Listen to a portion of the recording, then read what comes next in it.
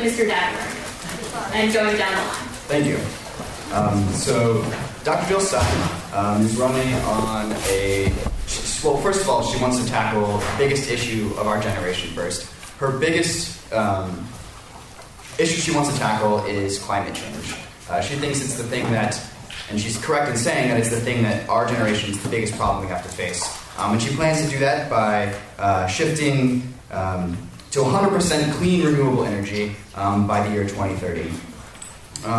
Other things she wants to do is have a complete student loan forgiveness for an entire generation of Americans. And she has various ways of offering to pay for these things, but she wants to completely wipe student loan debt and offer free pre-K through university education for all Americans. Additionally, she wants to support a single-payer healthcare system for all Americans, so every American can have affordable healthcare. And she would like a living wage for all, which includes a $50 minimum wage. And finally, her last big point is she wants to have a welcoming path for immigration. So everybody who comes into the country, she wants to welcome them and provide ways to have them help the American society.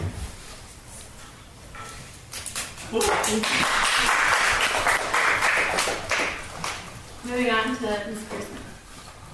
Yeah, so I think the key question in this election is basically whether you want anger or answers. I think that a lot of the other candidates represented here on the stage have not necessarily proposed serious policies to combat some of the really real issues that we face today. So like when Jill Stein says, for instance, that we shouldn't have Wi-Fi in schools because it might give our kids cancer, or when Donald Trump says we're going to build a wall and Mexico's going to pay for it somehow, or when Gary Johnson says that we don't need to combat climate change because eventually in a billion years the Earth's going to be really hot when the sun explodes.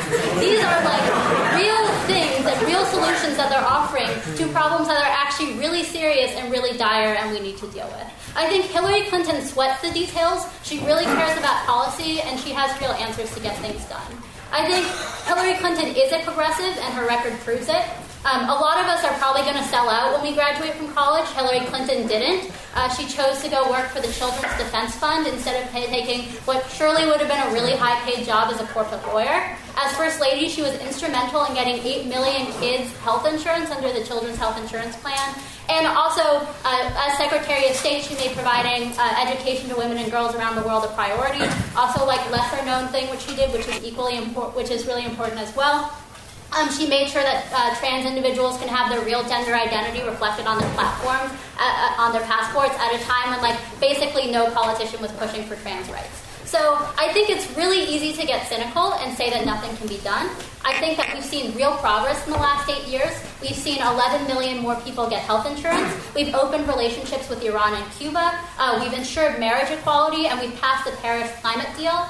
This progress is on the ballot this time around. There are only 2 candidates who have a choice at winning, and I think that Hillary Clinton is the candidate who will continue the progress and actually make sure that we have a good, effective government for the next 8 years.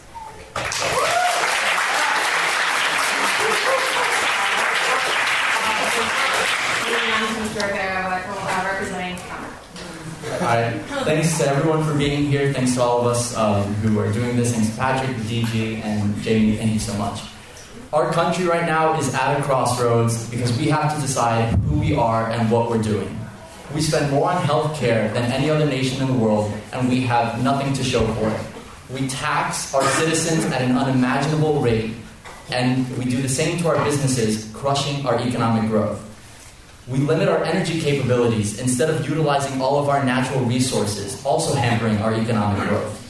And we force regime changes and continue a path of interventionism and globalization that's going to lead our nation to ruin.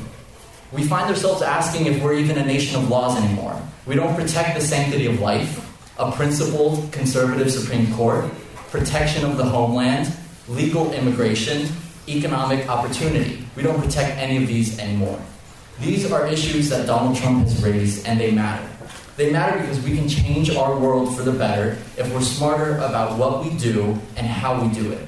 And Donald Trump has plans to make America great again, centered around explosive economic growth, investments in America and its industries, and a recommitment to our true American values: God, family, and justice.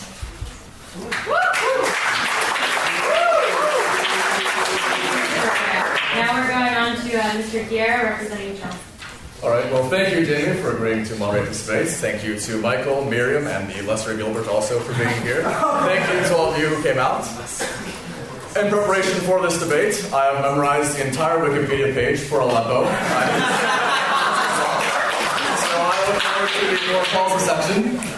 But I think it's remarkable that when we have so many things going on in this country, what we're focused on are gaffes and personal scandals. And even when we do talk about policy, we miss over a huge array of issues that are really important because Clinton and Trump, they both agree on them. They both agree on eminent domain. They agree on economic protectionism. They agree on mass surveillance. They agree on corporate bailouts. And they agree on restrictions on free speech.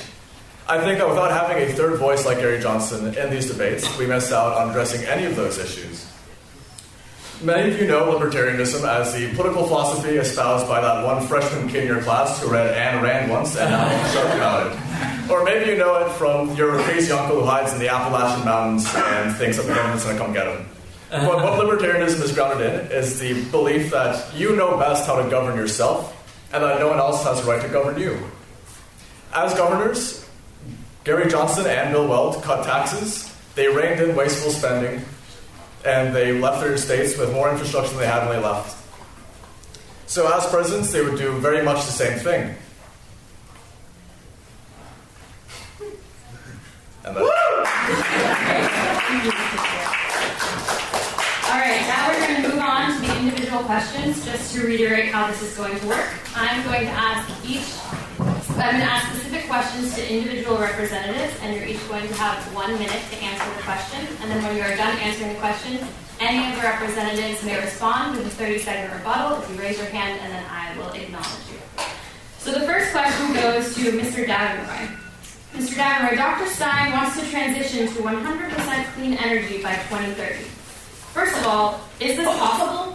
Second, if it is, why won't it kill the American energy industry and put people out of work? Dr. Stein claims this policy will create 20 million new jobs, but at what cost? Yes, thank you.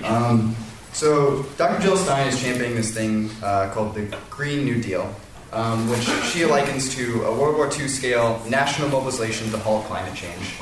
You're correct in saying that she plans to create 20 million new jobs and transition to 100% clean renewable energy by the year 2030.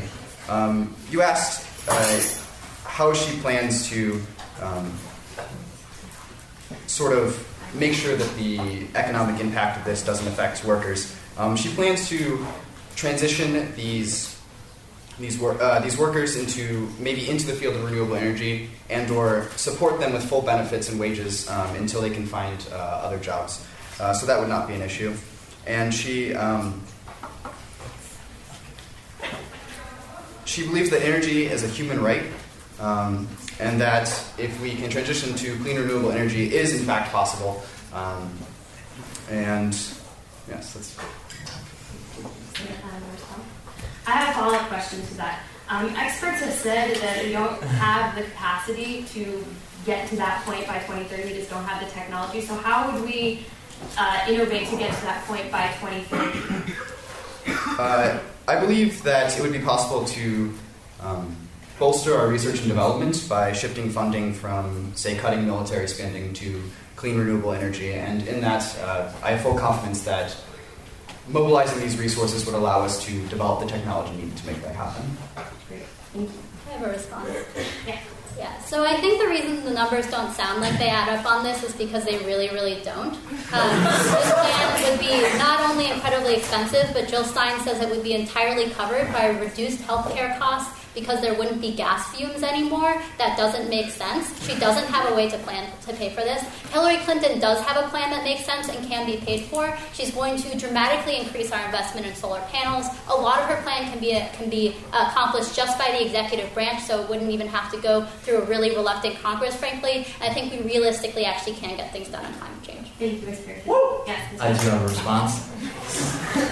I don't know if you guys remember. I remember when Hillary Clinton said she was going to put a lot of coal miners in West Virginia out of business. And I think with the struggling economy that we have right now, the most important thing that we need to focus on is making sure that people are getting back to work. They're getting back to work at good jobs with good benefits, okay? And we start working towards the end of the employment that we had 20, 30 years ago. Under the direction of Barack Obama and Hillary Clinton, we've had the slowest economic growth since 1940s. So while the environment is absolutely critical, we need to focus on making sure that people have good jobs. Thank you, Mr. Urbea. And the next question actually goes to Mr. Urbea. In the past, Mr. Trump has asserted that climate change is a hoax created by the Chinese to make American manufacturing less competitive. So, does Mr. Trump believe climate change actually exists? And if so, does he have any policy to address it? So the science is undeniable. Of course, climate change exists. However, Mr. Trump has spent his entire life in the private sector worried about tremendous economic growth. All right. He has devoted his entire life to building amazing companies, okay, tremendous buildings. He's done dealings all over the world. And so what he cares about... Can you answer the question, though? What he cares about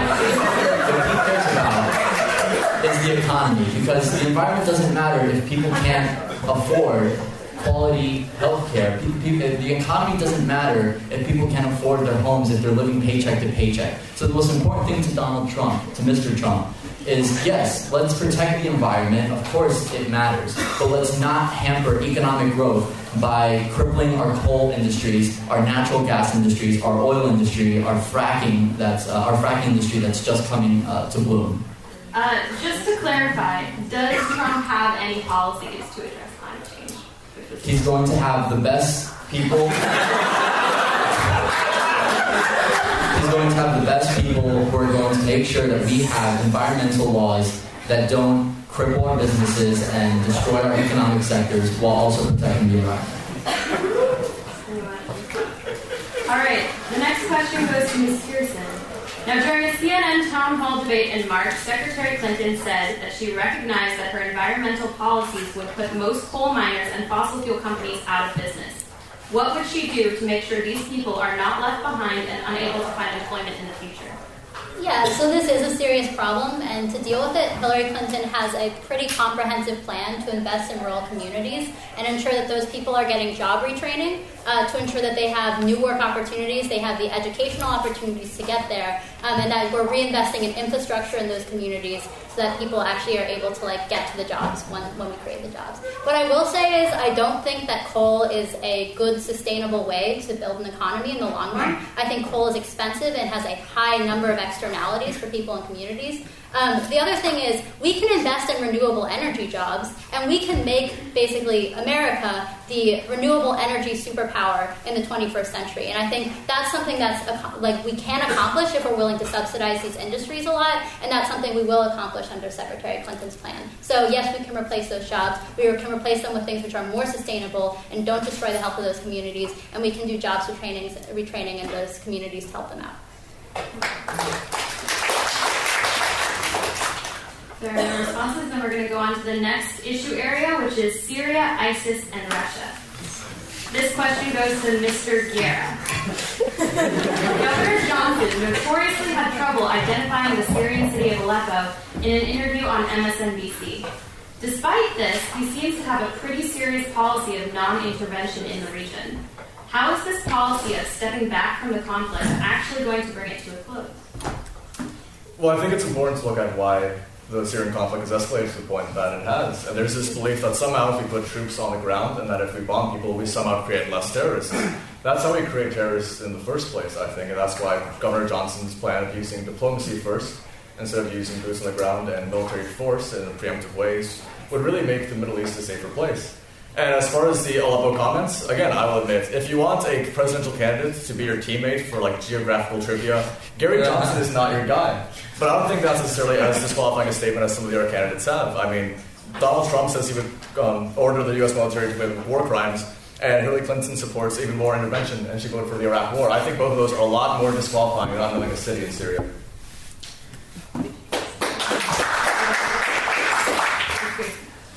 I don't think knowing the key zone of conflict in Syria is a piece of geographical trivia. I think it's a piece of essential knowledge which you need to know in order to Barry Johnson also didn't know who the president of Mexico was when he was governor of New Mexico. I think that's awesome trivia. So I think that intervention by the U.S. can sometimes do really good things. I think we've been able to take out dictators and really make progress in defeating ISIS. I think stepping back would absolutely be a disaster, and we should basically cede control of the situation over to Russia. Thank you. Well, first off, Hillary Clinton thought that Mosul was on the border with Iraq. Mosul was 100 miles that way. And second off, if your whole policy of regime change, you toppled Gaddafi in Libya, and look what happened there. Like, look how great that region's doing. I don't think that foreign intervention is the answer. Yeah, I'll defend Libya. All right, we're going to move on to the next question. The next question is for Mr. Davner. Dr. Stein is a harsh critic of human rights abuses in the United States and abroad. Yet when it comes to Russia, she seems to have a double standard. This year, she attended an event in Moscow with Russian government officials and criticized U.S. human rights abuses without mentioning any of the repression happening in Russia today. She also regularly appears on Russian state television, talks about Secretary Clinton's anti-Russian rhetoric, and has urged the United States and Russia to engage in principled collaboration and partnership. Is this really the right stance to be taking against a country that has invaded 2 of its European neighbors in the last 10 years and is actively working against American interests in Syria? Thank you. I believe this is actually a strong point for Dr. Jill Stein. She is criticizing... I don't think it's a fault to criticize your own government for the human rights issues that you see. And I think that her ability to do so is actually a strong point. And as for her not criticizing Russian human rights abuses, I think that she's making a smart move there as well. I would prefer to have a candidate that doesn't escalate tensions with Russia for things that don't directly involve the U.S. Yes, the human rights issues in Russia is a problem, but to provoke that, I think, is a worse problem. But what would you say about the recent allegations of Russians hacking into United States cyber circuits and potentially trying to influence this election? Wouldn't you say that Dr. Stein's talk about Russia and wanting to make those relationships more friendly might be threatening in the face of that? Possibly, but that influencing a U.S. presidential election is really difficult for a lot of reasons. One, because it's not one big election. It's multiple, thousands of smaller elections done on pen and paper, which is the safest way to do an election. So to say that Russia can even influence a presidential election, I think is just false. Okay, thank you. Can I respond? Yes. Yeah, so first of all, I think if we're going to be talking about Russia, we really should be talking about Donald Trump here. Jill Stein refused to talk about serious human rights violations in Russia, and that's definitely bad. But Donald Trump literally asked Russia to hack Hillary Clinton's emails. He, repeatedly has praised Putin. I think this is actually a really dangerous stance. Also, the idea that this doesn't influence our elections, the emails which were released have been all over the news. They have been used to attack Hillary Clinton. It's clearly a political move that has a big impact. So I think that's nonsense. Yes. Russia hates and has no respect for Hillary Clinton. Putin does not respect Hillary Clinton. And that's going to be a problem if she becomes president, because she does not project strength. We need someone who projects strength. Putin and Donald Trump would get along fabulously. Because someone like Putin, and Donald Trump doesn't know Putin, they don't talk. Someone like Putin respects a man with strength who's willing to stand up for his country. And we're not going to get that if we elect a woman like Hillary Clinton. We'll get that if we elect Donald Trump. Thank you. All right, moving on to the next question. This is for Ms. Pearson. Secretary Clinton is a strong supporter of intervention in Syria. A primary way she wants to put an end to the conflict is through the use of a no-fly zone. Considering that Russia is carrying out bombings of opposition forces throughout Syria, couldn't this no-fly zone help precipitate conflict between the United States and Russia? Yeah, so do I think Russia would be thrilled about it? Absolutely not. But I think that Assad and Russia are using basically their air force in order to bomb moderate Syrian rebels. I think that they're not actually using their air force to target ISIS, as they claim. We have successfully used no-fly zones in Libya, Bosnia, and Iraq to cripple basically dictatorial governments, and I think that we could do it again very successfully and therefore minimize the casualties. The other thing which we can do there is we can create a safe zone using our no-fly zone, so there can be actually an area where Syrian refugees can safely live without actually having to leave their country and go abroad. And I believe that we could significantly decrease the number of casualties in places like Aleppo, which he read the whole Wikipedia article about, so we should know about this, if we're willing to do this. So overall, I think our intervention in Syria definitely can have a positive impact. I think backing out of Syria would be a disaster, and if we have to escalate tensions with Russia, tensions are already fairly high. I don't think the impacts of that are that bad, but I think we really can minimize casualties. I'd like to hear from Mr. Orbea and then Mr. Gann. This is exactly the kind of thinking that Hillary Clinton was thinking when she voted for the Iraq War. This is exactly the kind of thinking that she had when she decided that she was for the intervention in Libya. This is exactly the kind of thinking she had, that she has right now with how to deal with Syria. We've been in Syria for 5 years. We're fighting a proxy war with Russia. We're arming these people. We don't know who we're arming, okay? There's no way to verify who's a moderate rebel, who's an ISIS member. We don't know who we're arming. We're sending billions of dollars their way. We're sending guns that are going into the hands of ISIS members, and we don't know what we're doing anymore in that. So the last thing that we need right now are the decision-making skills of Hillary Clinton. We need to move on now to Mr. Gann. Well, I think it's important to realize the historical context that this is. Russia has had a base in Syria for over 50 years. They fly there at the invitation of Syria. They also have invitations from Iraq and from Iran to fly over that airspace. So we don't have the authority to establish a no-fly zone there, first off. And second off, realize what she's saying. She's saying that if Russian planes fly over there, we're going to shoot down Russian planes. That would lead to a war between two countries with nuclear weapons. I don't want to see that under any circumstances. Thank you. Mr. Dagmar, would you like to respond? That was the exact argument I had. So we're going to move on to our next issue area, which is criminal justice. And the next question is for Mr. Orbea. Many African Americans are concerned about your goal of making the inner city safe again for many reasons. Would achieving this goal require policies like stop and frisk, increased police presence, and racial stereotyping? No, you would not need racial stereotyping. Stop and frisk, absolutely, we need stop and frisk. We need everything that we can to keep our inner city safe, because our inner cities right now are in chaos, okay? The murder rate ticked up last year for the first time in the last 15, 20 years, since the early 1990s.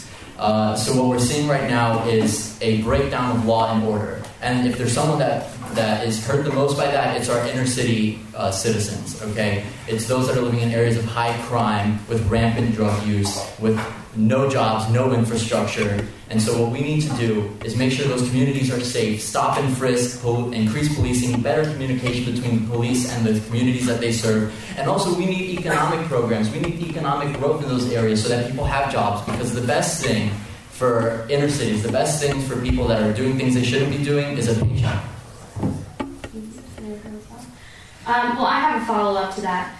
So you said in one of the debates that murder had increased in New York since they got rid of stop and frisk, but they actually found that the murder rate is down 32% since the last year that was in place. And given that the stop and frisk policy was found to have used racial stereotypes to be effective, how would you, one, prevent that from happening again, and two, justify its use?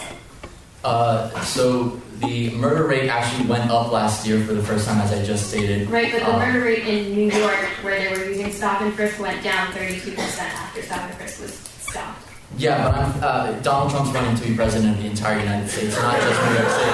So it matters that it went up countrywide. Stop and frisk was ruled unconstitutional by a judge who was later found by a commission of 3 people that she should not have actually ruled in that case. That was not under her jurisdiction to rule. And the judge actually did not question the legality of stop and frisk. Terry v. Ohio found that 8-1 the Supreme Court ruled that stop and frisk is constitutional. So while there were problems with New York's implementation, mainly that it was racially stereotyping and profiling, we can do it better, and it will have the effects that it should have, which is to make our inner city safer. Thank you. Is there any response to that? No. All right, moving on to the next question, which is for Ms. Pearson. Secretary Clinton supported the implementation of the 1994 crime bill, and in the past has referred to young men in gangs as super predators with no empathy who must be brought to heel. Yet now she claims to support criminal justice reform that would do away many of the provisions she once supported. Can you explain this about face? Yeah. Look, unlike some of the candidates up here, when Hillary Clinton makes mistakes, she acknowledges them and she apologizes for them. Hillary Clinton has basically recognized that those policies were a mistake. Like many people, like Bernie Sanders, who voted for the 1994 crime bill as well, Hillary Clinton at the time sincerely believed that you could reduce crime in inner cities, as Donald Trump still says you can, by basically increasing policing and trying to punish people and deter people from committing crimes. What she now realizes is that we can have a much more effective policy if we work on helping people, A, reintegrate into society, if we get rid of minimum sentences, especially for drug offenses, that basically put people in jail for way too long. These things are all on her platform. Her platform is actually extremely progressive on this. If we demilitarize the police and actually invest billions of dollars in training to ensure that the police do community policing and some of the stuff which we're talking about, and if you do things like banning the box, and investing in treatment and rehabilitation programs for people who have committed drug offenses. So I think she has effective policies. She's changed her mind because she realized she made a mistake. Thank you. Yeah, this is very important to me because here on campus I am co-president of a group of Black Latino men called ABLE. And Clinton's policies put away an entire generation of Black Latino men in this country. The Black crime bill crippled our communities and left a bunch of people in prison. So I'm glad that she feels bad about it, but we can forgive. We're not going to forget. It's really important to note that Gary Johnson actually supports private prisons and also supports Citizens United, which allows those private prisons and private prison guards to raise unlimited amounts of money for candidates and then invest them, and this has been shown to happen, invest them in politicians who actually support more tough-on-crime policies. So if you want to actually deal with mass criminalization, you need to deal with these policies that allow private prisons to keep feeding more and more people into them, and you need to deal with the political consequences of that. I don't think his plan is realistic. Well, first of all, unlike Hillary Clinton, under Gary Johnson's crime plan, you would have less prisons overall, both private and public. And also, Hillary Clinton has taken literally hundreds of thousands of dollars from private prison lobbyists in this second cycle. So clearly, when they want an ally in the White House, they have their choice. All right, we're going to move on to the next question, which is for Mr. Davenport. Does Dr. Stein believe that the use of violence in Black Lives Matter protests is never justifiable?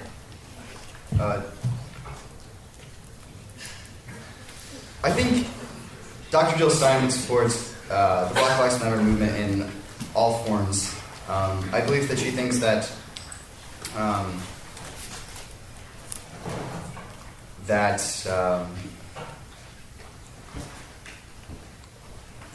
anything we can do to alleviate the problem would be efficient.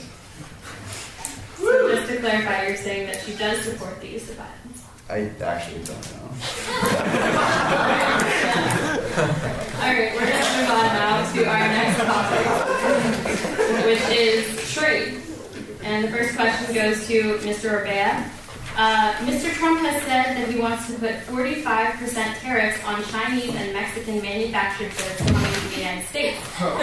Why would this not start a trade war with these countries, forcing them to raise tariffs on the United States and undoing 70 years of trade liberalization? Very simple how it would. We have an $800 billion trade deficit with the world. What that means is that when we get aggressive on trade, they lose. We don't lose. They have $800 billion that we're buying and $800 billion that we're not selling. So when we put tariffs, they lose on the trade. We don't. We stand. We have the economic advantage. We have the muscle to deal with whatever short-term impact such a tariff would have. And those tariffs would encourage China, encourage Mexico to play fair, to stop manipulating their currencies, to stop stealing our intellectual properties, to stop engaging in illegal exporting of goods like cheap Chinese steel, undermining our American steel industry. And so we're in a position of economic strength so as to assure that whatever things we do in the short term to make sure that these countries play fair doesn't actually have adverse effects in the long term. Well, first off, that's not really how trade works. And secondly, you can't unilaterally just impose trade tariffs. You have to go through that. And we have agreements right now through the World Trade Organization that prevent us from doing exactly that. So I actually agree with Miriam when she said that these plans are unrealistic, because that one really is unrealistic. Funny that you bring up the World Trade Organization. So when Bill Clinton and Hillary Clinton lobbied for China to join the World Trade Organization in the 1990s, they also were very big fans of NAFTA, and we've seen what NAFTA and China joining the WTO have done. Okay, China is a currency manipulator. They have almost no labor or environmental protections. They engage in illegal export subsidies and rampant theft of intellectual property. So China, first off, doesn't play by the rules in the WTO. So we have to do whatever we can to make sure that they play fair. And we have to make sure that our trade deals reflect that, including NAFTA. And I think Donald Trump is the only person here who's going to say fair trade is not, free trade is not fair trade. Thank you, Mr. Ray. Would you like to respond to that? Yeah, sure. So that went somewhere from like NAFTA to China joining the World Trade Organization. Not entirely sure how the two are related. But basically, I think that his plan actually is entirely nuts. Like, first of all, we actually can use the World Trade Organization to enforce a lot of our policies. We already do this. Hillary Clinton has a plan to crack down on China more, which wouldn't have to start a trade war. Second of all, the fact that we have a trade deficit with them doesn't mean we're not selling a lot of things to them, like trillions of dollars worth of goods around the world. If we start a trade war, it's going to devastate our economy too. The fact that we're screwing them over slightly more doesn't mean it's not also destroying our economy too. So I just want to be super clear on that. Thank you, Ms. Pearson. All right, the next question is for Mr. Guerra. Even if liberalizing trade grows the economic pie, as Governor Johnson says it does, trade still seems to have its losers, specifically domestic manufacturers who compete with foreign firms. Would Governor Johnson try to help people who are potentially losing their jobs because of trade deals like the TPP and NAFTA? And if so, what would he do? Well, first off, with free trade deals, you actually lose very little people on the margins. Trade deals such as NAFTA actually prevented some U.S. jobs in manufacturing from going over to Mexico because it made it cheaper to keep those factories here in the United States. Wrong.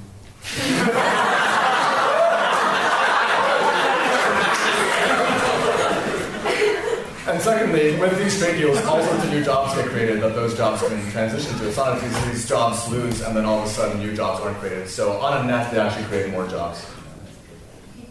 Yes. Gary Johnson was governor of New Mexico, so I don't think he knows much when it has to come to the global economy. Donald Trump has been a businessman. Donald Trump has been a businessman his entire life. He's made billions of dollars, starting from a small loan of $1 million his father gave him many years ago. He's turned that into billions of dollars, people. He does deals with people from all over the world. So I think if there's someone in this election who knows the impact trade has and who knows how to do trade better than anybody else, it's someone who's actually had to go through the mechanisms of trade and knows what it does to the workers in his country, in his company, and in other countries. Thank you, Mr. Ray. Would you like to respond? Well, I would agree that Trump knows a lot about trade. That's why he shipped all of his factories overseas, and that's why he makes all his products in China and Mexico. All right, thank you. We're going to move on to the next issue, which is mass surveillance. First question goes to Ms. Pearson. In the primary debate against Bernie Sanders, Secretary Clinton said she did not regret her vote for the Patriot Act. Should supporters of civil liberties be worried about the continuation of warrantless surveillance programs in a Clinton administration? Yeah, so Hillary Clinton has said that she thinks mass surveillance programs are a good idea. She's also said that there should be some oversight to ensure that, like, the president isn't lying to Congress about what's going on and to ensure that we have some accountability. But here's what I'll say. Look, when terrorist attacks happen, that's actually really bad for civil liberties, right? Because when everyone is really frightened, that means that they're more likely to support more conservative candidates who are actually more likely to restrict civil liberties. So yes, am I willing to do some small and actually not that invasive restrictions on civil liberties in order to ensure that we don't have more terrorist attacks? Absolutely, because I think it's a more pragmatic long-term policy. And also because, like, you actually can stop terrorist attacks without looking at people's personal data. So, like, this metadata which we're gathering, it's not like I'm looking at his personal phone call. I'm looking at one statistic combined with thousands of other statistics, which can't even be identified to a single individual. So I think the privacy violations in these programs are very, very small, and the impact of actually not having terrorist attacks is really large, especially for protecting civil liberties.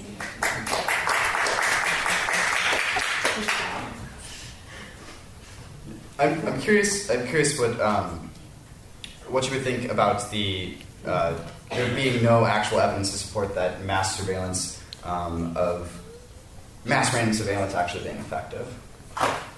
would say that's incorrect. Like, there is evidence to support mass surveillance being effective. The CIA actually listed cases to Congress of instances in which they had actually been able to prevent terrorist attacks. Also, like, the fact that you can't necessarily get perfect evidence on this. Like, we think it has a very strong deterrent effect in terms of making terrorist networks more reluctant to use, like, online sources, which would otherwise make them more efficient. So if we prevent terrorist networks from communicating efficiently and effectively, that is also a way of being effective. Like, people don't want to try and bring a bomb on a plane because they're worried about, like, potentially being apprehended. Thank you, Ms. Pearson. Yeah, I would like to touch on two things. First of all, there is not a shred of evidence that the bulk collection of your phone data makes you or this country any bit safer. There have been two separate bipartisan commissions that have found that there's not a single case where a terrorist attack was prevented by this kind of collection. And second of all, when she said that this collection is not invasive, it doesn't actually interfere with your privacy, they can see if you go to a doctor, they can see what kind of medications you take, they can see all these different things through the bulk collection of your phone data. So it's not nearly as non-invasive as she makes it sound. Thank you. We're going to move on. The next question is for Mr. Davenport. Dr. Stein has been a strong supporter of the recent WikiLeaks release of Secretary Clinton's emails, saying that these leaks have clearly been in the public's interest. So as president, would she seek to prosecute Julian Assange for these and other leaks, and relatedly, would she do the same for Edward Snowden? I think those are two different things. So Jill Stein supports the pardoning of Edward Snowden and the abolishing of the Whistleblower Act. Edward Snowden was releasing information that was important to the general populace, whereas Hillary Clinton's emails seem to sort of only be to the disadvantage of American citizens. Okay. We're going to move on to the next issue, which is immigration. The first question is for Mr. Orbea. Mr. Trump wants to build a wall on the U.S.-Mexican border and have Mexico pay for it.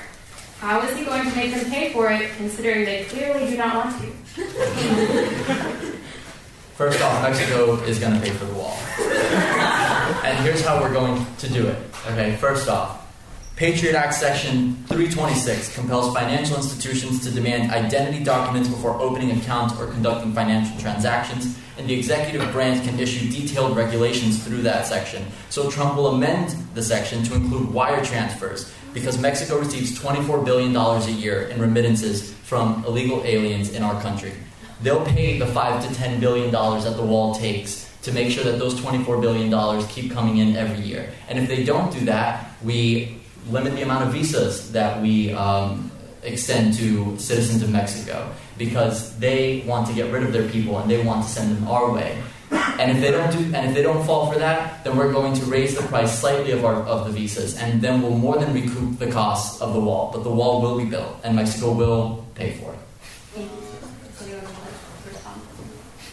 Sure. This plan also doesn't really make terribly much sense. Like, for one thing, how much he says the wall is going to cost is actually way lower than what most economists estimate it would cost. Some of these costs include things like the fact that actually in order to cool down the cement to make the wall, you would have to redirect huge amounts of water, which like California actually needs, guys. Like they're having some problems with that. Also, we think that like taking remittances from poor, struggling families that are trying to help feed their families back home is just like morally and ethically wrong, even if it could pay for the wall, and also still not going to cover all of the costs, so it's really wildly unrealistic.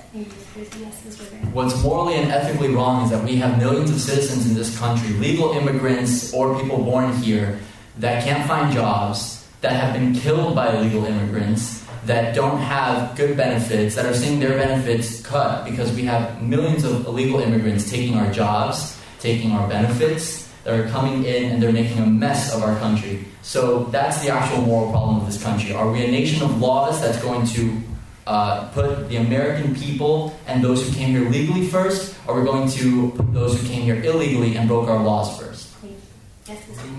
Well, first off, immigrants actually don't take jobs, that's been proven by several studies. And second of all, they use welfare at rates much, much lower than the native population. And quite frankly, I'm surprised that you can sit here and even defend his policies, because if this country had had Donald Trump's immigration policies 20 years ago, you, me, and half the people in this audience wouldn't even be here. All right, the next question goes to Mr. Guerra. In an interview with the Texas Tribune, Governor Johnson said that the government should not be in charge of immigration quotas. If Governor Johnson does not support quotas, does he think that there is an upper limit to the number of immigrants the United States can economically support? And isn't this plan essentially open borders? Well, listen, whenever you say the United States government can economically support, I think you're talking about, under Governor Gary Johnson's plan, again, you would not have the welfare state we have right now. I think Milton Friedman said you can't have open borders and a welfare state. Under Gary Johnson's plan, we wouldn't have a welfare state, so we wouldn't have people coming in and reaping all those fines. We would have much less spending in the first place as well, so I think it is possible. Yes, Mr. Ray. When elites and politicians like Hillary Clinton and Gary Johnson talk about immigration reform, they mean amnesty, open borders, and lower wages for American citizens. Clinton actually said she dreams of open borders and open trade. That hurts the middle class of this country. We're already struggling enough, legal immigrants and U.S.-born citizens alike. So we have to be honest, not everyone can successfully assimilate, and we need to stop taking in so many unskilled workers and start bringing in more skilled laborers into the United States. Okay? Because illegal immigrants were found to cost us $113 billion a year, and a 2011 report from the Government Accountability Office found illegal immigrants make up 25,000 homicide cases in our jail systems today. All right, the next issue area is the Second Amendment, and the first question goes to Ms. Pearson. Secretary Clinton has supported a bill intended to prevent those on the terrorist watch list from buying a gun, known as No Fly, No Buy. Critics of the bill have argued that the terrorist watch list does not include due process protections to prevent Americans from being wrongly placed on the list and to allow those mistakenly on the list to be removed. How would Secretary Clinton work to ensure the freedom of all law-abiding Americans to bear arms? Or does she believe, like in the case of this bill, that there are instances in which that freedom can be restricted? Yeah, she believes very clearly that there are instances in which that freedom can be restricted. There are more important rights than the right to bear arms, and while Secretary Clinton is not going to get rid of everyone's right to bear arms, in certain instances where people are highly likely to be dangerous, even if they haven't been convicted of a crime, it makes sense to not have people who are on the no-fly list have access to guns. We think that's probably something that would save some lives. But also Hillary Clinton, this is like a very, very tiny piece of Hillary Clinton's overall gun reform policy. She wants to have a renewal of the assault weapons ban. She wants to ensure that we don't have high-capacity magazines so people can't kill large numbers of people. And she wants to have strong background checks to ensure that really dangerous people can't get guns. So, look, I don't think we should take gun fanaticism too far. Certainly people have a Second Amendment right. The Supreme Court has decided that. Of course, the Supreme Court is up for grabs in this election, and that's another important issue. But I believe that we should be putting restrictions on guns and ensuring that the most dangerous people, or people who are likely to be the most dangerous people, can't get access to guns. Thank you, Ms. Pearson. Mr. Diarra and then Mr. Arbor. Well, I think it's important to see what kind of people actually wind up on these lists. For example, Senator Ted Kennedy was on a no-fly list. I don't know if you consider him a very dangerous person. Congressman John Lewis was actually on a no-fly list as well. It took him 4 years with him trying as a congressman to actually get off the no-fly lists. We've had 2-year-olds pop up on it. We've had military generals be on the no-fly lists. We have also had journalists, people like that. So I think it's unconstitutional to suspend someone's rights without due process, which is exactly what this kind of secret list does. And I don't know, maybe if you're under FBI investigation, perhaps you too could be put on the watch list.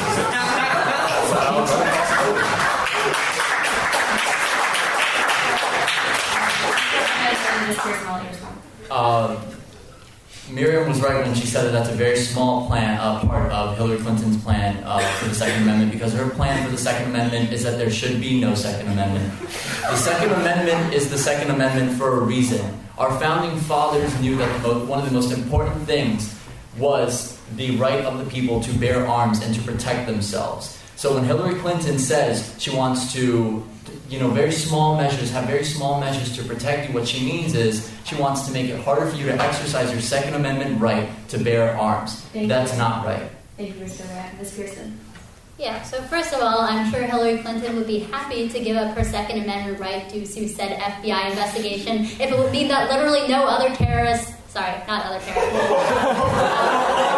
mean that literally no other people who aren't on the terrorist watch list could get access to guns. Second of all, I think, certainly she supports small restrictions, but that doesn't mean she's supporting large, widespread restrictions that would prevent law-abiding citizens from getting a gun. Third, the FBI investigation is literally ridiculous and also wasn't supposed to be on the ground for this debate. So. Thank you. All right, we're going to go on to the next question, which is for Mr. Diarra. In the past 10 years, assault rifles have been used in 14 public mass shootings, half of which have occurred since last June. Governor Johnson has said that he does not support a ban on assault weapons.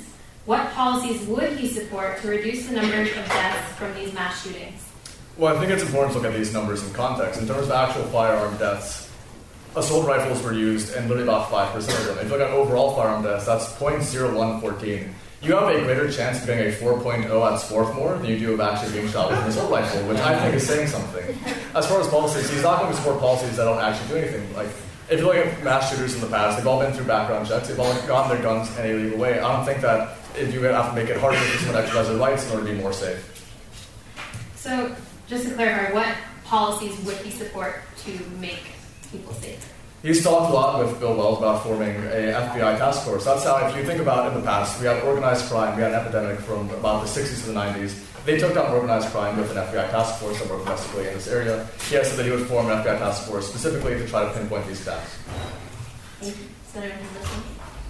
All right, we're going to move on to the next issue, which is taxes and spending. And the first question goes to Mr. O'Brien.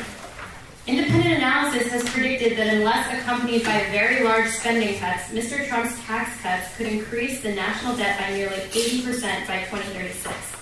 Does Mr. Trump plan to reduce spending to offset the increase in the debt? And if so, what programs would face the heaviest cuts? If not, how does Mr. Trump defend increasing the national debt to such high levels? First off, he wouldn't need to cut anything to make up because the numbers are wrong. But even if he didn't have to, and he won't have to, we're still going to cut. We're going to cut the Department of Education, we're going to cut the Environmental Protection Agency. We're going to look at a lot of different things, and whatever isn't working for our American citizens, for our families, making economic growth, securing our jobs, if they aren't going towards that goal, we get rid of it. But the more important thing is we won't need to cut anything because we're going to hit 3.5% GDP growth year over year under Trump's policies. Why? Because we're going to simplify our tax code from 7 brackets to 3. We're going to make it so easy that you don't need to hire anyone to do your taxes, all right? 12%, 25%, and 33%. Most people won't even have to pay income taxes, okay? And that's going to have economic growth unlike we've ever seen, okay? Since the 1940s, we're going to have explosive growth. 25 million new jobs over the next decade, okay? Because our businesses are going to have a tax rate of 15%, and that's going to encourage explosive investment. Thank you, Mr. Mayor. All right, would you like to respond? Yeah, sure.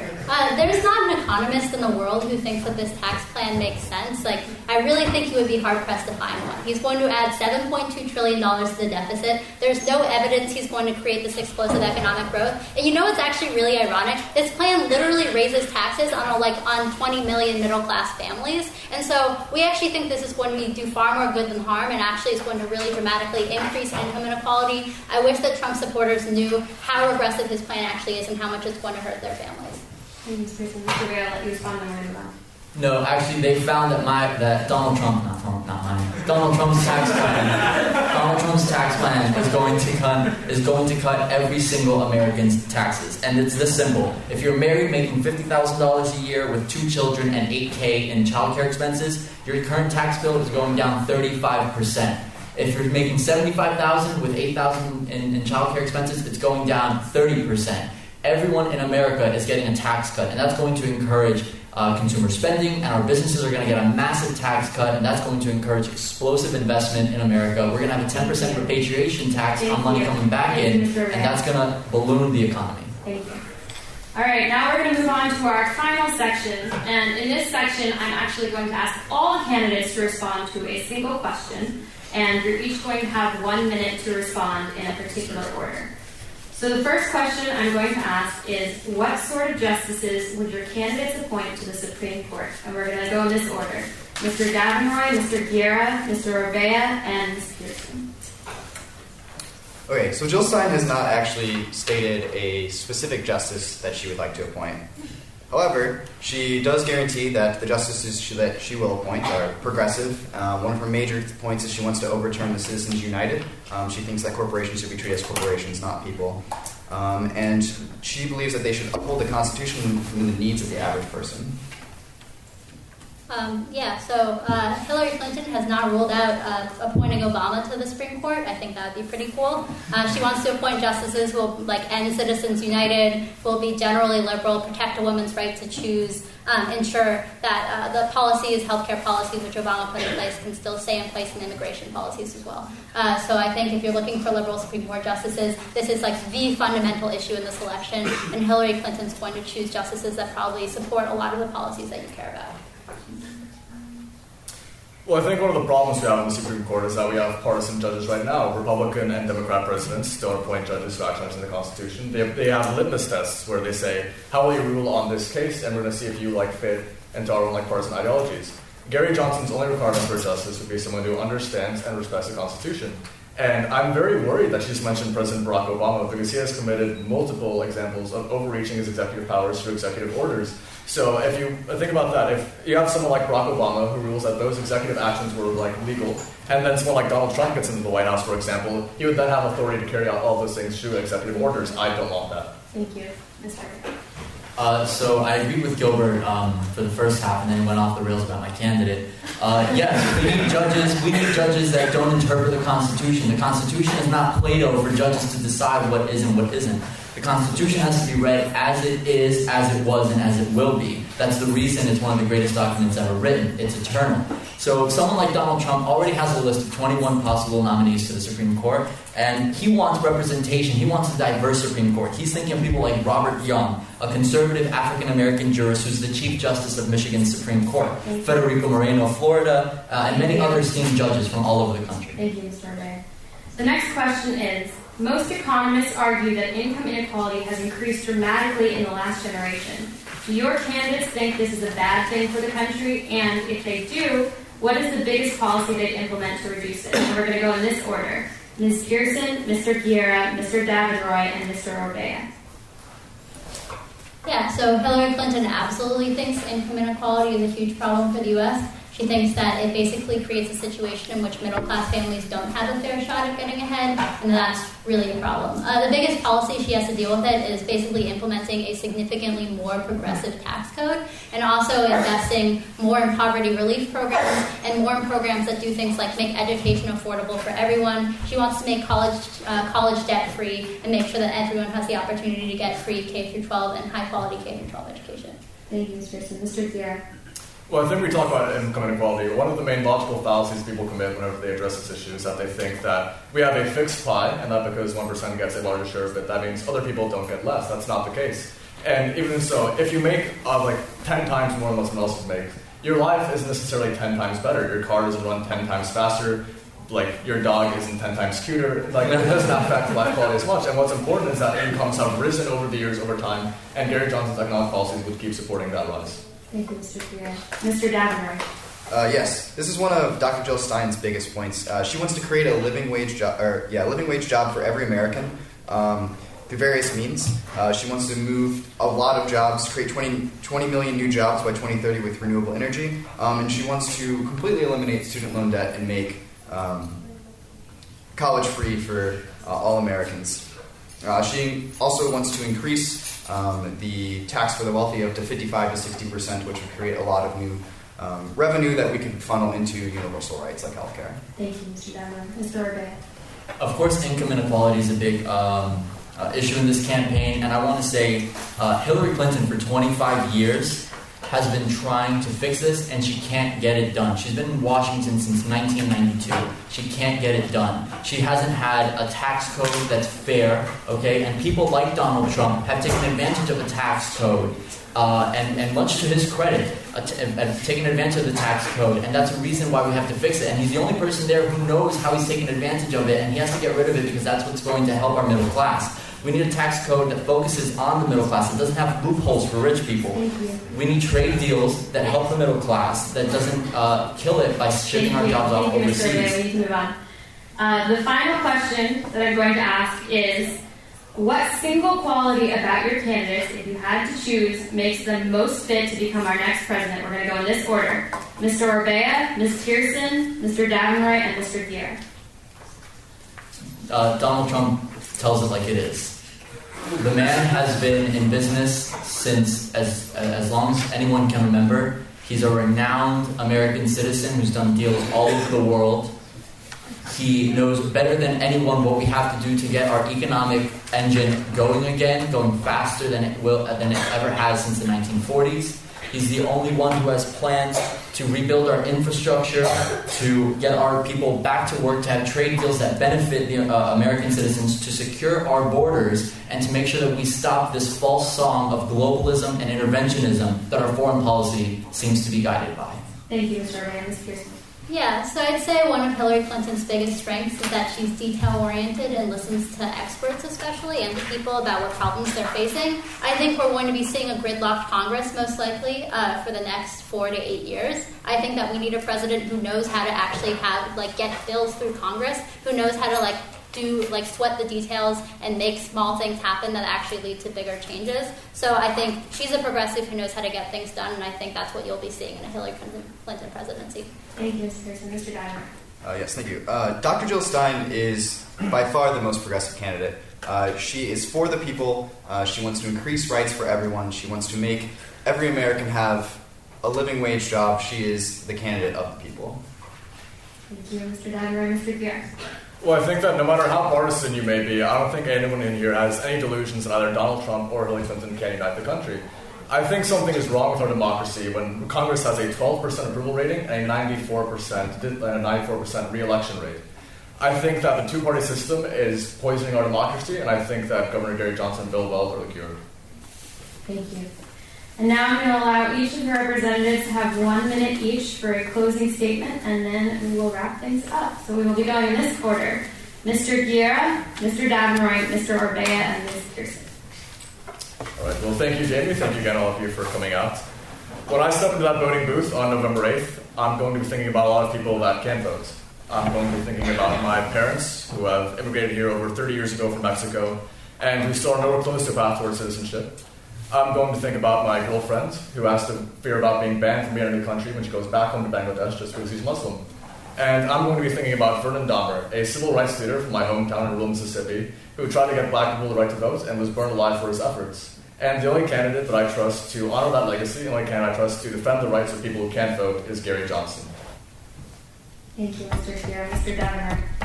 I believe Dr. Jill Stein is, as stated, the most progressive candidate. You are all Swarthmore students. You all believe in the Quaker, well, presumably you come to a school that believes in the Quaker values of peace, equality, and justice. And Dr. Jill Stein is the candidate who supports those values the most. And you may be thinking, why should I vote for Jill Stein? She's not going to win anyway. But if a third-party candidate does get 5% of the vote, they will qualify for federal funding. So if you want to see change in the future, a vote for Jill Stein will hopefully help that. Thank you, Mr. Davenroy. Mr. Orbea. So you have a very simple choice because neither of the people on the outer edges of this table are going to win. So it's either Hillary Clinton or Donald Trump. And if you want to follow the false song of globalism that has led us into wars that we can't win against a threat that we'll never be able to defeat, then you can go for that. If you want a tax policy that crushes the middle class while benefiting companies that ship their jobs overseas, you can vote for that. If you want an environmental policy that crushes sectors of our economy, you can do that. You can vote for that. But if you want someone who knows better than anyone what we need to do to get everyone in America working again, good, decent, high-paying jobs while protecting our borders and keeping us safe both at home and abroad, then the choice is very, very clear. Donald Trump. And also, have you seen his hands?